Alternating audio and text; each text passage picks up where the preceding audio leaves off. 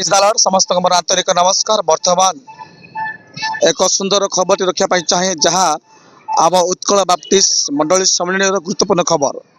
तो चलित वर्ष 2025 साल जनवरी मासर 20-21 तारिख में जो कार्यनिर्वाहिका बैठक द्वितीय पर्यायर हबार थिला ताहा किछि स्थगित होइछि, कैंसल होइछि। काहे कैंसल होइछि?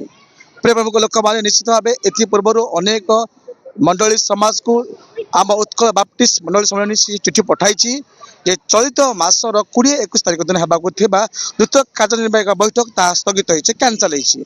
कौन तार रहस्य कारण कौन ठेपी लोक माने शुणु कहवाई चाहे जे आम मानकर चलित 24-25 वर्ष निमंते कार्यनिर्वाहिका बैठक सभापति अर्थात सम्मेलन सभापति महोदय श्री आचार्य पालक सोलन पाणी हाथ जो भांगीगला चिकित्साधीन अवस्था आउ थे जावाक पड़ुछि। एथिपाई उक्त विषय को नहीं चिकित्साधीन व्यवस्था को नहीं 20-21 तारिख दिन कैंसल होइछि। आउ केबे हेबो कोन हेबो ता संपर्क में किसी सूचना मिली ना। तेणु मुझे जनानी चेष्टा करुँची प्रकृत भाव में 20-21 तारिख जो थिला ता सब बंद होइछि। प्रभु को इच्छा हेले केबे हेबो से समस्त घर पाइले जन चेष्टा करी। एतिकी आज खबर रही।